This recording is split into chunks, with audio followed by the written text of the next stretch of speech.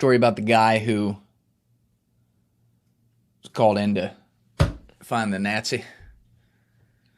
In Argentina? Well, no. So this one guy I knew was called by a major company, major league company, that had just purchased another pretty big company. And as a part of the purchase, one of the key executive, like the key guy there, I don't know if it was the CEO, I can't remember that, but like the key guy, that's how it was described to me. They were very suspicious of him.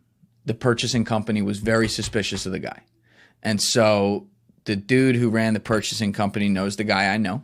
And the guy I know is like a fixer kind of dude. Mm-hmm. Like he'd make a fucking great podcast, but he would never do it.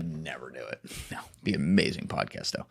And so his friend who basically runs this big company, the parent company, calls him and says, "Hey, listen, we just bought this other company. Here's what the deal is. Here's the guys coming in. Here's the main guy right here and what he would be doing. Obviously, it's going to be very important to the new venture, yada, yada, yada.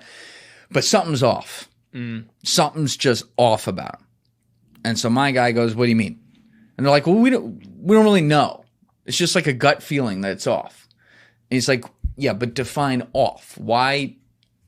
What about him do you think is off?" And they say, "Well, we think he's a Nazi."